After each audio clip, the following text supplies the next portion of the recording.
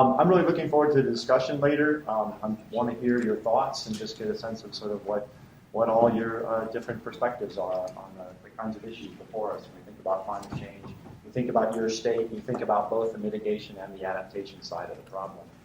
I'm hoping my thoughts will stimulate your thoughts and provide, in some ways, facilitate the discussions that go on later. I have one last sort of initial comment. I just wanted to describe the organization that I work for so that you understand who we are. So the Electric Power Research Institute is a nonprofit, nonpartisan research organization. So we have no stake, no skin in the game.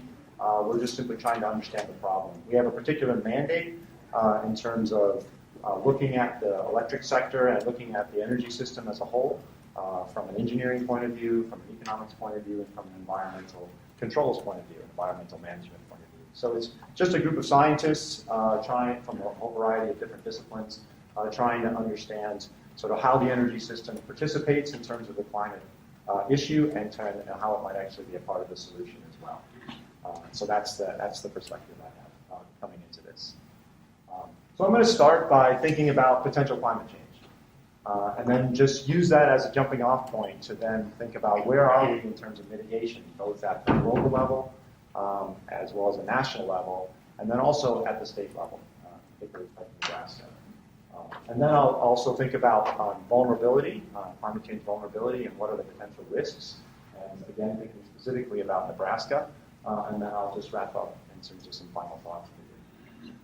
So where are we in terms of climate change? So in the fourth assessment report from the IPCC, this is going back to 2007, they ran just what you would normally see, and Don showed some of these things. They ran a variety of different emissions futures in terms of emissions projections, and then they translate those emissions into climate outcomes using a whole variety of general circulation models and Earth system models to then map out some variability and uncertainty around different potential emissions futures. But the thing I wanted to point out that was unique is they also did this little thought experiment here. So this was a thought experiment where they fixed concentrations at 2,000 levels. So this is atmospheric concentrations. And they just said, what happens to the climate system if we hold the concentrations constant? So this is obviously not reality, right? But it's just simply saying, let's just lock down this part. They're trying to learn about the dynamics of the climate system, right? And what they learned is that we still get temperature increase, which is a nice commentary back to us as a society who are generating emissions. In terms of, even if you were to somehow magically stop everything, you're going to still get some increase in temperature over time, just because that's the way the inertia plays out in the carbon cycle. That's the way the climate system dynamics play out over time. So we end up with essentially a statement saying that climate change to some degree is inevitable. Right? We know we can't simply freeze things in place, and we're going to continue to have emissions. So that's in some ways kind of a lower boundary. Where we go above that is sort of a matter of, obviously, where we go in terms of emissions. The fifth assessment report that came out last year decided not to replicate that particular exercise, but instead think about potential societal transformations in terms of energy systems and land use and so on. And then characterize, not what I would characterize as a lower boundary, but a pretty dramatic transformation. So they thought about sort of a higher transformation. That was this RCP 8.5, Don mentioned this. They also thought about a lower emissions transformation over time. And this is a pretty dramatic transformation. I'll show you a little bit more in terms of the details associated with this transformation.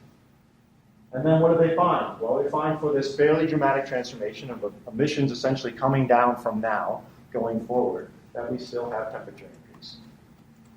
All right, so that's just an important takeaway here is that some degree of climate change is inevitable. And that's just using this as sort of a basic sort of, piece of evidence associated with thinking about the problem. And when you start to think about the nature of trying to realize this society, you begin to realize that we are talking about something probably above in terms of potential climate in the future. So let's think about the details a little bit. These are characteristics of the emissions pathways associated with different potential futures. The higher level ones up around 1,000 in terms of the atmospheric concentration of CO2 are essentially that higher level pathway I just showed you on the previous chart. The ones down here in the box are the emissions pathways associated with that lower band. So these are emissions pathways that are consistent essentially with being kind of in that lower blue band that was on the previous chart. And what you see in emissions reductions, where are we in 2050 or where are we in 2100, And right now we're at about 50 gigatons of carbon in the atmosphere. So we're talking about things that are half or well below half of emissions in 2050. Right? So that's not very far away. And then when you get out here to 2100, you actually have negative emissions. What that refers to is we're using technologies to actually suck carbon out of the atmosphere. That could be biomass combined with carbon capture and storage. That could be direct air capture. So you're beginning to, obviously, I can see smiles, right? So you're beginning to realize some of the technological challenges associated with potentially being on some of these pathways. Forget about the political challenges associated with constructing some sort of global coalition to realize the pathway. Right? So this is just physical characterizations of those emissions pathways associated with those kinds of temperature features.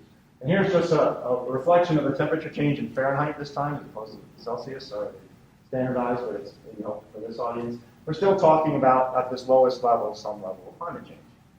So maybe a degree, maybe 5 degrees. And then, of course, when you're up there, you've got an even broader range. The range reflects the uncertainty in the climate system. Right? So there's obviously a lot of other uncertainties around the whole problem, right? But that's what this range reflects. So just to give you a sense of the emissions characteristics associated with being on those kinds of lower pathways, and then you can start thinking about, obviously, different emissions characteristics for higher pathways. This is the national picture. Don showed a couple of these, but I'm actually going to focus on these RCP scenarios to get a slightly different range of potential temperature outcomes for Nebraska. As opposed to the SRES scenarios, which Don was looking at. So you can see in this sort of lower emissions case, Nebraska is about 3 to 4 degrees Fahrenheit by 2100, so that last quarter of the century. And in the high emissions case, Nebraska is up in the range of 9 to 10 degrees Fahrenheit of warming by the end of the century. So now we're starting to think about sort of the inevitability of climate change, sort of where might we lie within that spectrum of potential climate features for this state, as well as thinking about the country. So the implications of climate change then, of course, are twofold. One is mitigation. How hard do we mitigate? Right? So that's going to give you some sense of where you are in that spectrum. And then the other, of course, is some characterization of vulnerability. Right? And vulnerability has to do with a number of things. Not only the exposure in terms of what kinds of climate you might see, but it has to do with the nature of the system that's being exposed. Right? So is that system already have significant resiliency? Maybe its current design characteristics are such that it's fairly resilient. It can accommodate a lot of variability in the possible features. Or maybe we're talking about adaptation investments that can enhance that kind of resiliency capability. And then we think about those investments relative to other kinds of investments. So the implication of climate change really sort of boil down to those two different dimensions. What might we do on the mitigation side, and what's the nature of the vulnerability? So I should just add another little comment before I get into this.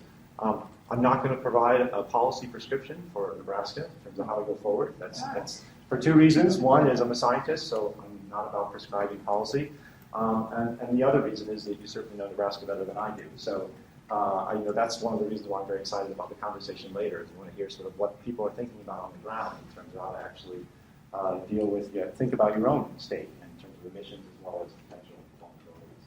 So let's walk through this one at a time. I'm going to first talk about mitigation. I'm going to start at the global scale and characterize the problem, the nature of the challenge, and then we'll refine that scale down to the national and then eventually to Nebraska. So these are emissions pathways from the IPCC's fifth assessment report, from the Working Group 3 part of the report. They're focused on mitigation. The high-level gray bands up there, up here, those represent essentially baseline business as usual kinds of futures with no additional climate policy. And then these other bands represent some degree of climate policy going down. And then down here at the bottom, there's a couple shades of blue here that are sort of embedded. That's that lower range that I had highlighted in that table a couple tables ago, or a couple slides ago. That represents essentially these very low emissions pathways associated with this lower climate projection. So I put this up here for two reasons. One, just to give you a sense of sort of what we're talking about in terms of emissions, a visual sense of emissions trajectories for a business as usual context relative to a fairly stringent policy objective. This policy, these pathways down here are consistent with staying below 2 degrees, just with some probability. So that's a well-recognized international objective. We want to try to keep global warming below 2 degrees Celsius. We think that there's significant potential negative impacts if we go above 2 degrees. And so that's the sort of emissions pathways they're thinking about, is how do we sort of get somewhere on these pathways. So the international negotiations coming up in Paris are specifically thinking about this problem. And so when they look at this chart, people are saying, there's the window I have to shoot through. Right? So if I want to stay below 2 degrees, I essentially need to be somewhere in this window to give myself a chance to then be down here in the long run. Now there are potentially more dramatic pathways one could follow with a larger peak and a greater decline, but then you're talking about these negative emissions technologies that really be important to help drag you down in the long run.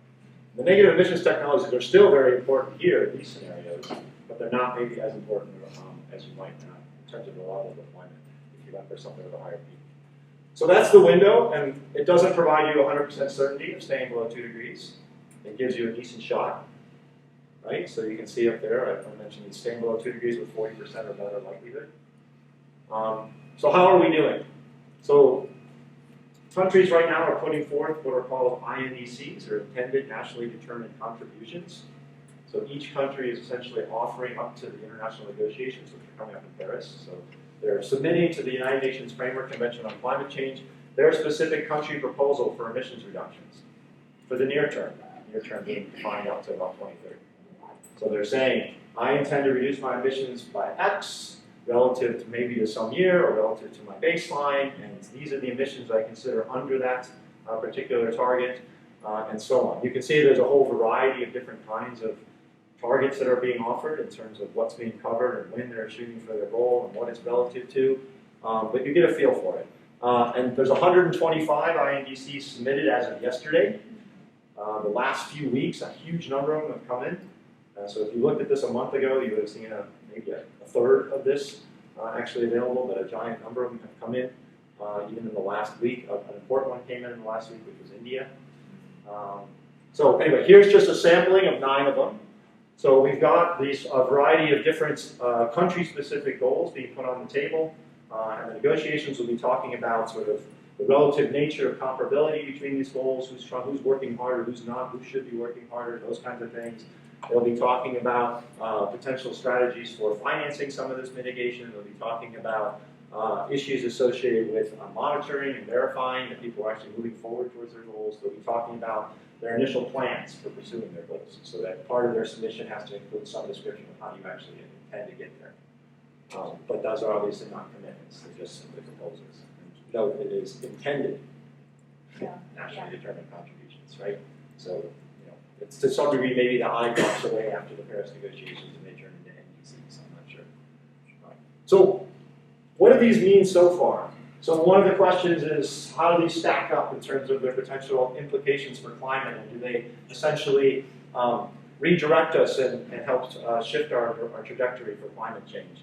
Well, MIT, literally a couple days ago, offered up a perspective on that. They did an analysis stacking up all the INDCs, and they said what might that mean to long-run climate?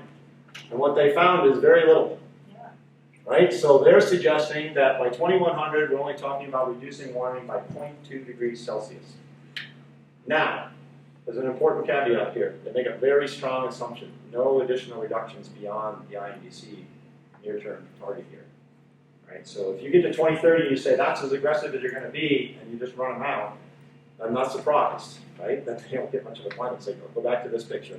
If you got to here and just ran your emissions straight across, right, you're not down here. So it's a pretty straightforward sort of description of why they're getting the results they're getting. So if we start thinking about countries being more aggressive after the INDCs, which countries have suggested they are going to be, but again, they're not committing to that. The INDCs are really only about this near-term window. If they become more aggressive, then I would expect lines that go down in here. Now, how far they go is in large part going to depend on what happens in the developing world. The US, the EU, even China can be fairly aggressive, and they're only going to be able to move the needle so far. Emissions are growing rapidly elsewhere.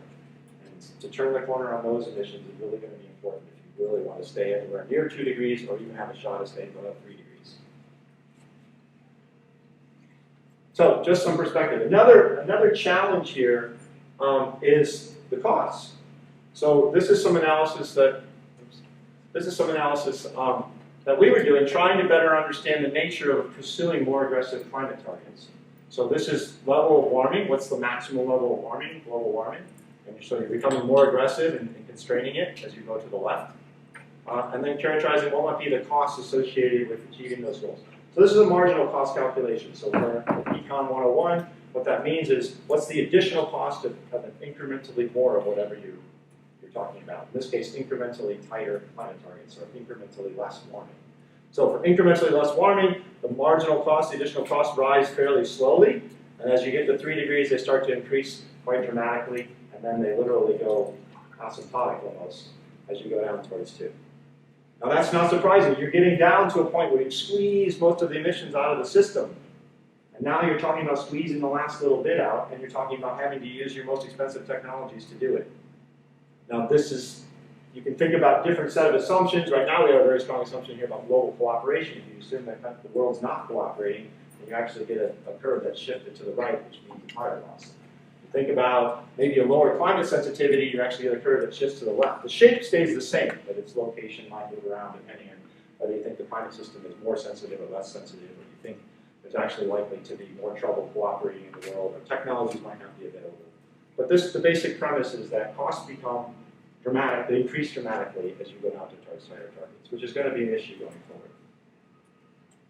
So let me talk about the US INDC. So I look at the global perspective to give you some sense of kind of where things are in terms of policy, and how might what that might mean in terms of translating into actual climate outcomes. But now let's sort of set that aside for a moment and not worry about the overall global problem, and just talk about what the US has proposed and how we might go forward in the US. So the US has proposed 26 to 28% reductions relative to 2005 emissions levels by 2025. We already had this previous goal of having 17% reductions by 2020, so that's not part of the INDC. They're just carrying it forward from previous climate action plans. But here's our goal right now. And the critical question is, how will we do it? Right, so what's the plan for going forward? So the current plan is a sectoral approach. Right? So we think about individual emission sources, whether it be transportation and vehicles, or it be appliances, or it be small motors, or it be the utility sector, or it be industry, or it be pipeline leaking from natural gas pipelines, or emissions, methane leakage from natural gas pipelines, those kind of things. So we think about individual sources, and we think about primarily regulating them. So can we put a constraint in terms of the emissions that are allowed? Or how do we internalize the cost of those emissions in terms of societal damages into the decision making, right, about activity in those sectors. So it's a sectoral approach. There are some non-regulatory parts of it, such as NEPA, such as land-specific policies. Usually it's a combination of conservation as well as climate-related objectives. And of course there are state goals in some states that are moving quite aggressively, like California. So that's our approach right now in this country. And I'm just going to give you some perspective of how might emissions reductions be allocated across the different sectors and across the different regulations. So this is just a picture of projected US emissions by different broad categories. So down here we have electric sector CO2 emissions, and over time they decline. This just has to do for economic reasons, no climate policy at the moment. But you can imagine, for example, cheaper gas and bringing emissions down somewhat over time. Here's non-electric emissions, so a larger portion of the overall emissions in terms of CO2. And then up here we've got other categories of emissions, non-CO2 emissions like methane and nitrous oxide, fluorinated gases. And we also have what are referred to as the sinks. So that's land-related carbon, fluxes, and sequestration. So this is just thinking about where emissions might go over time. We can put the INDC and superimpose it on here and say, so here's our 28% reduction goal. So we're coming down 28% relative to 2005 and 2025. And then if you look at the INDC submission, you also see that there's a stated 2050 goal of an 80% reduction relative to 2005 as well by 2050. So where does something like the Clean Power Plan fit in this, which was a rule that was just finalized? So it's down here focused just on the electric sector emissions. We're talking about a 32% reduction in electric sector emissions. So it's just the dark blue. And that's just right here. So let me just move that up to the top. So there's our 32% reduction in the total, 32% reduction in electric sector emissions reflected relative to the total emissions. So Clean Power Plan brings us down this far, and we're trying to get down here. So that means we have to get emissions reductions from all the other sectors. right, to get down the rest of the way. So now we're talking back to transportation and industry and efficiency policies that DOE is putting out, as well as potentially other things like land and non-regulatory approaches.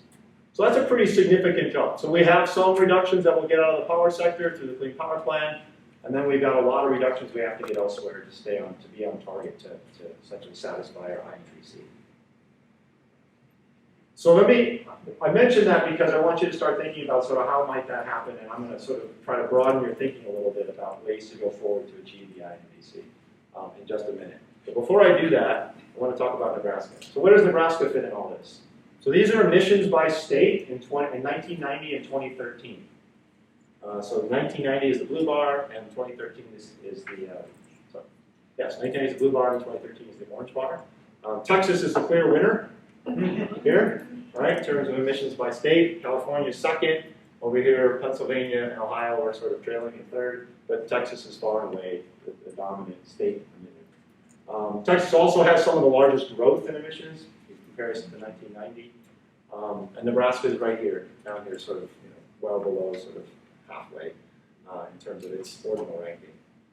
So I just want to give you some perspective in terms of emissions. This is just focused on the fossil fuel-related combustion CO2, so this isn't the entire inventory of emissions from Nebraska. I had some trouble trying to put that together. You guys probably have some good numbers on land, carbon, soil, and things like that. So I wanted to focus on this anyway because you'll see that in a minute why. So anyway, I just want to give you a perspective on where Nebraska fits in terms of overall emissions of the country. And then now let's look at Nebraska's emissions specifically. So this is the same set of emissions, fossil fuel-related combustion CO2 emissions. Primary sources of emissions are power sector, as well as transportation activities. And then you also have some other emitting sources in the residential sector, industrial and commercial activities. Two important takeaways other than the fact that these are the two key sources of emissions in the state. One is that these emissions are actually declining in the last 5 years, and the other is that transportation emissions are continuing to increase. So that's just an important thing to keep in mind where trends are headed at the moment. This decline is driven in large part by movement towards natural gas and the low price of gas. Right? So it's not driven by environmental policy necessarily, but driven by market forces. Okay, so that's just give you food for thought for thinking about sort of mitigating and where emissions are coming from. I'm going to do one more to help you think about it in Nebraska in particular. So we can think about the various sectors as emitting sources, and I added government here because they're also an emitter. And then, of course, agriculture and forestry are both emitters and sequesters. And then down here, I just gave you a feel for sort of fuel consumption. So this is across the whole economy. 3/4 of the fuel consumption in Nebraska is fossil fuel based. So whether it be coal, gas, or petroleum. And then you've got these other sources here, nuclear renewables, and then some exports that are going out. We can think about all these sectors, and then we can think about what are various kinds of activities that could be undertaken in those sectors. And some of these activities can be pursued in more than one sector. So fuel switching is an obvious one, moving away from a sort of a high emitting per unit energy fuel to a lower emitting fuel. Renewable energy, which is a no carbon source, thinking about wind or solar, potentially biomass, depending on how you think about crediting it. Energy efficiency, certainly in all the sectors, we think about energy efficiency, even in the power sector, where they potentially improve, there are opportunities for improving efficiency there. Non-CO2 gases, I list a whole variety of sources, landfills, coal mines, oil and gas production activities, agriculture, and then land carbon sequestration. So there's a lot of different strategies. As I said, I'm not going to prescribe what Nebraska should be doing, but it's to help you think about the various sources, the kinds of fuels that are being used right now within the state, and also the kinds of activities that could be undertaken within each of the sectors relative to the sources.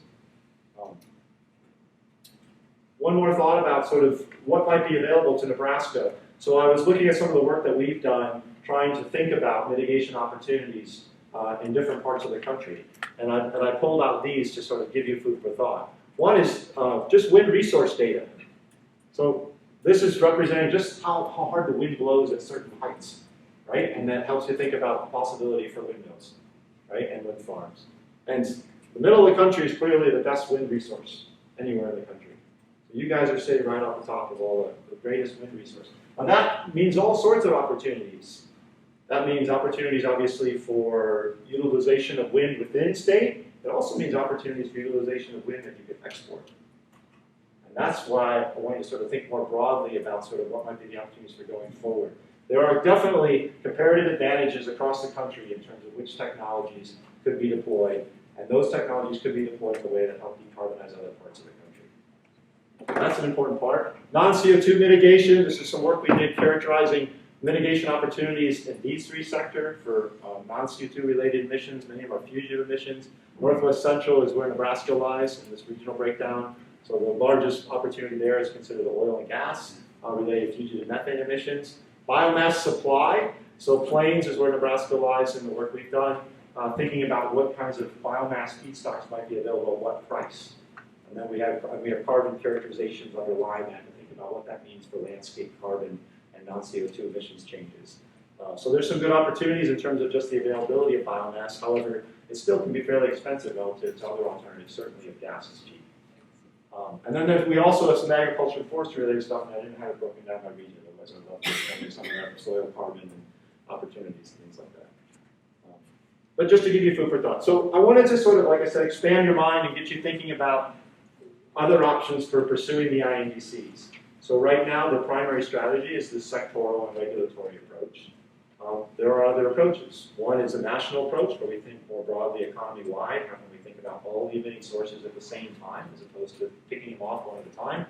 And the other is international cooperation. And I'll kind of walk through why these are interesting and important perspectives to be open to. Just they're not all. So a regulatory approach has a couple of key limitations.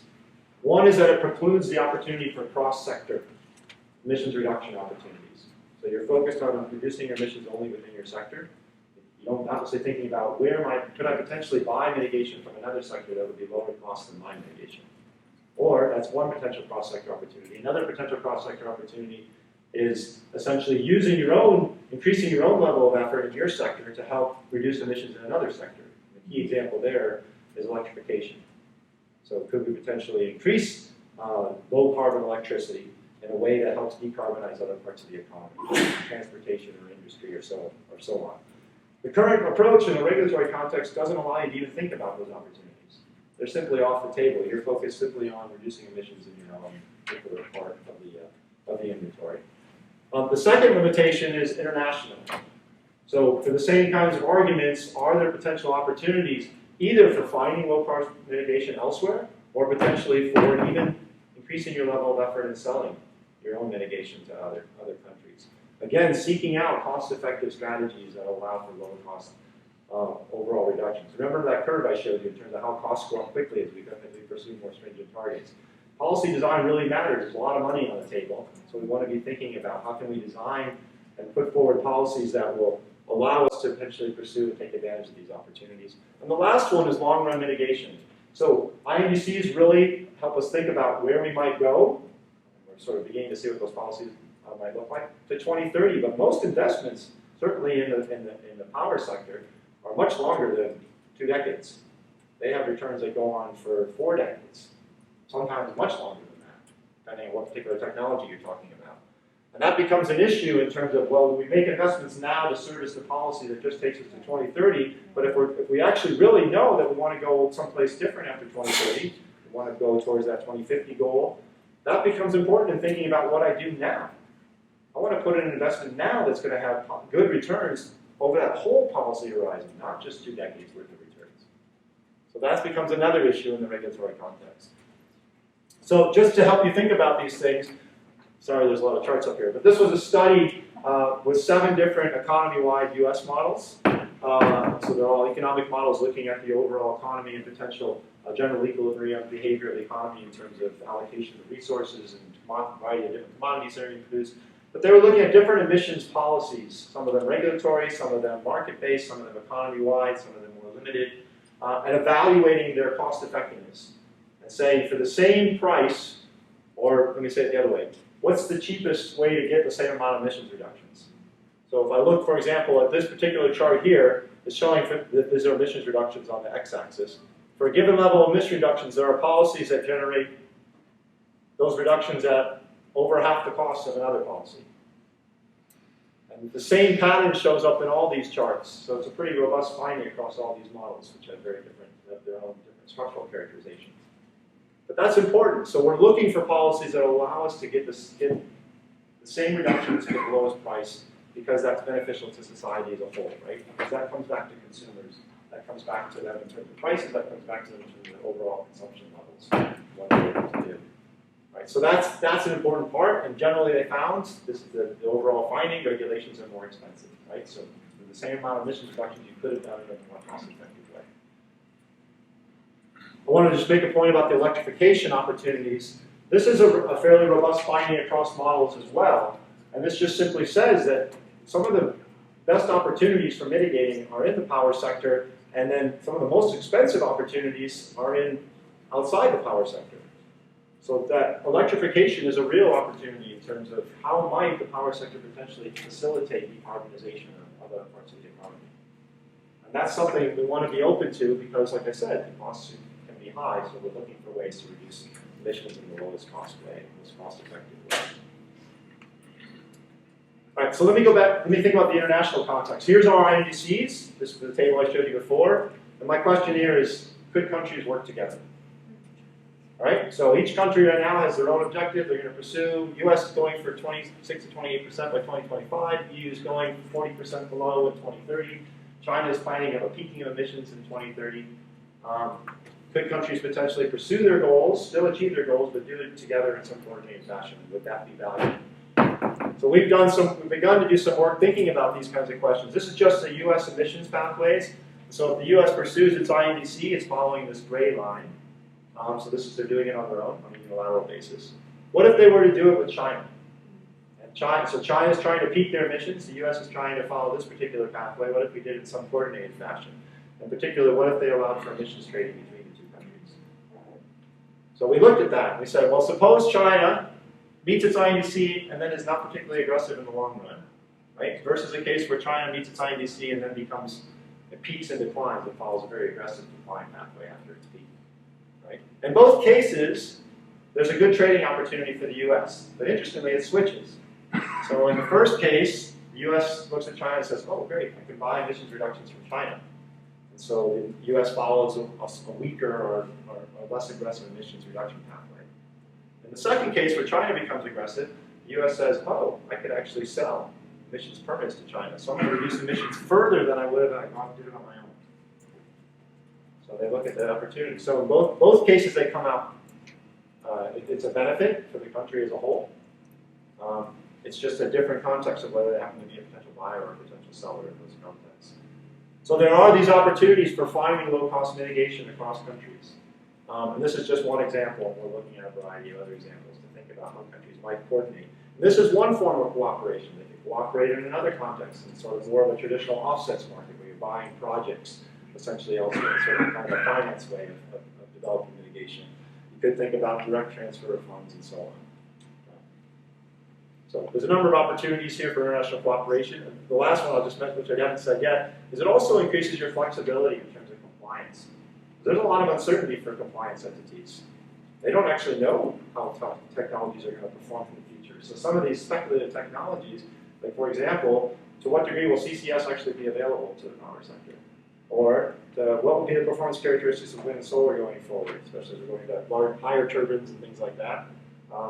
What might be opportunities for nuclear in terms of just the timing of building out, right? And construction. Those are things that are all potentially are uncertainties that they have to deal with. And having these opportunities, anything that increases flexibility allows them to manage some of those uncertainties. All right, so let me switch over now. So we've talked about mitigation, now we'll think about vulnerability. So what are the types of effects that might be felt on the energy system broadly defined? Don teed up a number of these, and I'm just going to sort of go through very, very high-level terms. There's demand effects, so it might affect the demand for energy, whether it be electricity or just fuels themselves.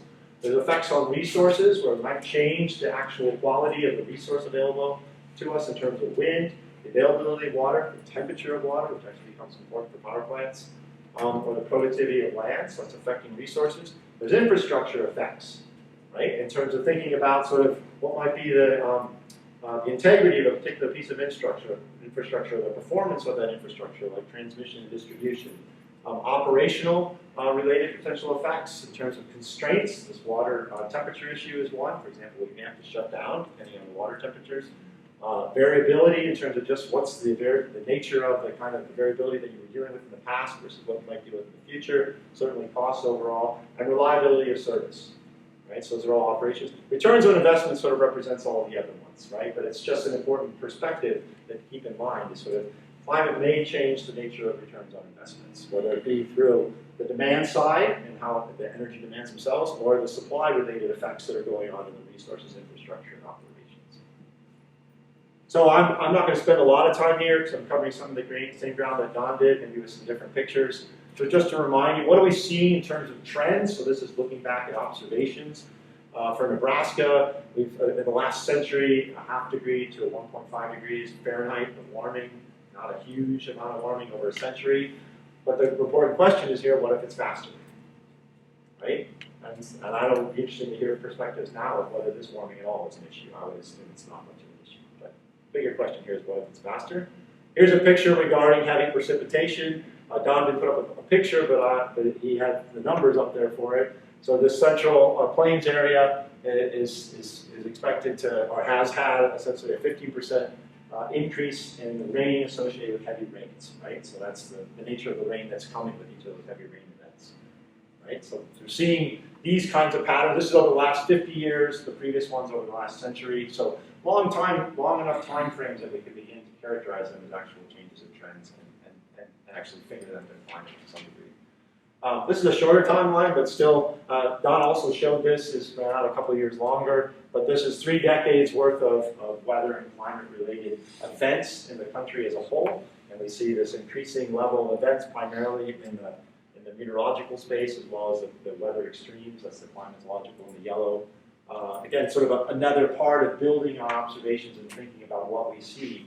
I don't know whether Don would say 3 decades is enough. Maybe that's enough to characterize this as a climate story or not, but I think that's important. But we're building that record, right? And then the more we extend the record, the more we sort of characterize it as climate. This is even a shorter record, but over the last decade of thinking about grid-related disturbances. So this has to do with the power system itself and attributing some of those disturbances to particular sources that are related to weather and climate and seeing an upward trend there. Now that's a pretty short time frame, but again, part of our data collection and beginning to sort of see if we can begin to build a story and see whether risk is changing within the energy system. So going back to going back to thinking forward. So let's look at sort of where Nebraska might be in some of the projections. So I showed you this picture before. So we're talking about levels of warming on a statewide annual basis of 3 to 4 degrees to up to 9 to 10 degrees potentially. So a range of warming, but warming nonetheless in that range. It's not zero. And then we can think about precipitation on a seasonal basis. Over the next 50 years, we might see increases in winter precipitation, decreases in summer precipitation. So as you start to think about what that might mean in terms of energy system operations or demands, it's important not only have the temperature story right, but to have the precipitation story. This is some of the sort of more extreme characterizations that Don was touching on as well, the take-homes in the box there. Potential for more warm nights and potentially more consecutive dry days within Nebraska. So I'm just trying to sort of help you think about sort of these are all very climate-related variables that are relevant to thinking about the energy system. Right? So they're a part of how you think about the demand for energy, and they're a part of affecting the resources that affect the supply of energy as well. And they change the nature of potentially of operations and investment returns. So what are the energy implications? I'm going to suggest that we really need a tiered approach to really think this through because there's risks of different kinds at each level. And so what I mean by a tier is that there are risks that might occur at the facility level and may take out a facility potentially, but they'll be different than the system risk. So losing a facility doesn't mean you necessarily have a disruption on the system.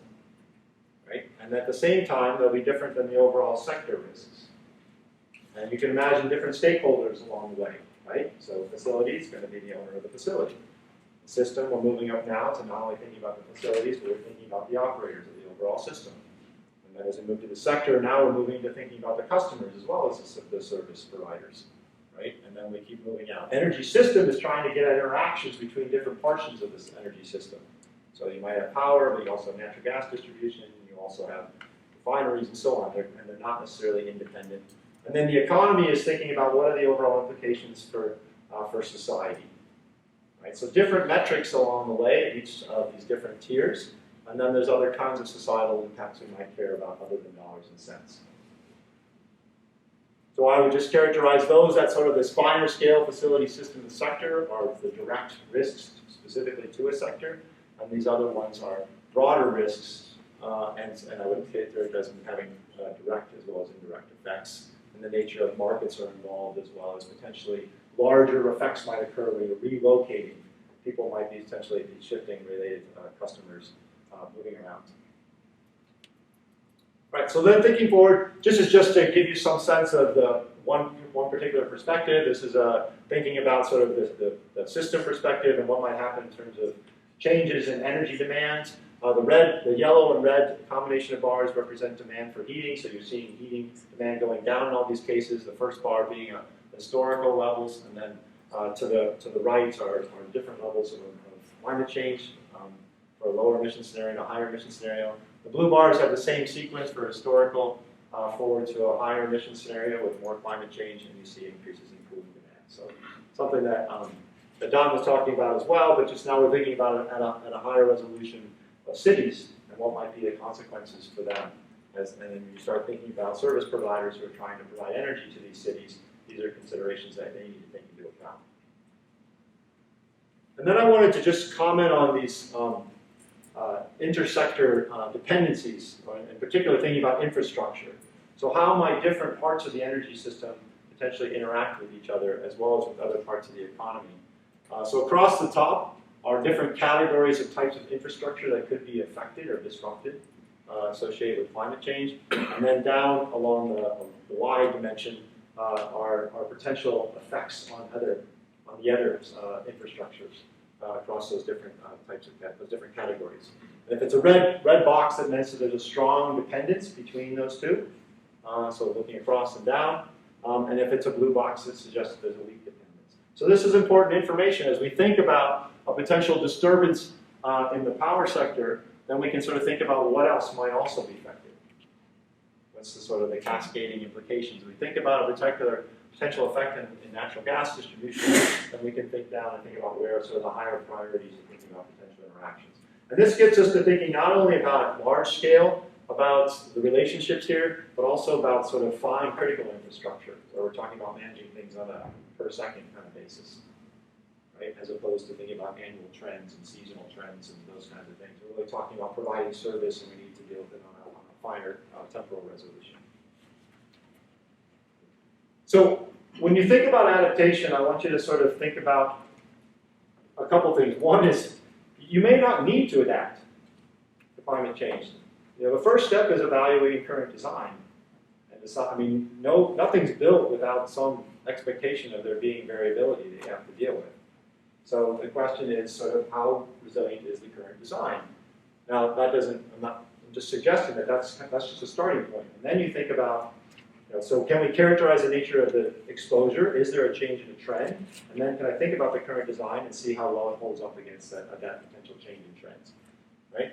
The second category is planning. So this is just thinking about, okay, well, we see some change in the trend. It doesn't really affect our current operations. We're going to think about it down the road. And then as we think about things, we can take some preventive action, right, to help sort of avoid the potential consequences. Another option is also just doing restorative planning.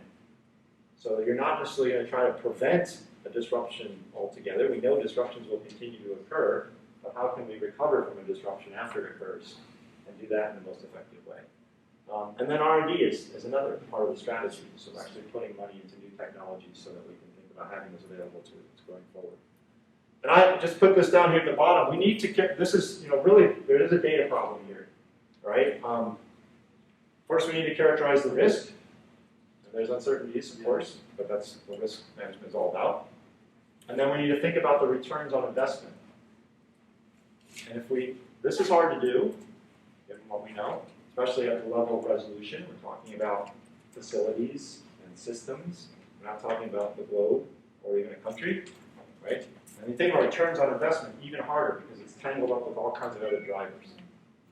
So as companies or service providers are thinking about how to justify an investment, they're in this difficult situation of trying to then say, well, I've increased my requirement resiliency X.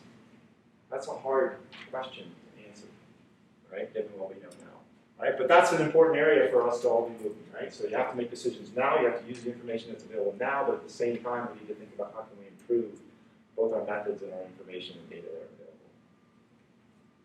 So one last topic, and I just want to sort of bring these two pieces together. So the fact that mitigation and adaptation are not independent. So as we think about mitigation strategies going forward, and this is just an illustration. So this was some work that we had done thinking about, this broad region, right, down the middle of the country, and saying, well, suppose you had a clean energy standard, what might be a cost-effective generation system? So this is looking just at the power sector and saying what might be your generation technologies for meeting a clean energy standard in this particular part of the country. So green here is wind. Right? Big wind story, right? Given what we were looking at the time and given the relative cost of technologies we were characterizing it. Here you've got nuclear. I don't want you to spend too much time whether you believe that or not. But my point is, when we think about mitigation, we tend to think about mitigation independently of adaptation. So we think, oh, well, I want to reduce emissions by X, and then I just hit go and I generate I figure out what's the cost-effective mix of technologies over time based on my assumptions about how technology costs evolve, and I get something like this. But it's important for us to stop and reflect upon this and say, well, this particular system by 2050 may not be operating in the same climate and environment that we're operating in now. So we need to think about whether there might be risks here for that particular system, whether it be risks associated with water, risks associated with changes in other kinds of resources, or risks associated with potential vulnerabilities through the overall energy system and disruptions in this interconnectedness. Right? So that's a part of evaluating this. So one, we can think about a portfolio going forward, but then we also need to think about what are the potential performance and the characteristics associated with those technologies in a changing climate context. So I'm just going to conclude and with my overarching point of like some degree of climate change appears to be inevitable given the lines of evidence that we see. We need to better characterize risk to make informed decisions and think about response, both on the mitigation side as well as on the adaptation side. We probably can't avoid all the risk, and we probably really don't want to because it comes at a cost. So that's something to think about. There are emissions mitigation opportunities, but policy design is very important, and especially if we start to become increasingly aggressive on greenhouse gas emissions. And I would just say that we need to be looking beyond sectors and beyond borders, and beyond borders could be beyond states, your own state, other states, as well as into other countries, and also beyond 2030. And then there are adaptation possibilities, but which make sense. So you're not going to go for all of them. You really have to evaluate which ones are sort of practical. And you also have to think about where are we now with current designs, and that's resiliency.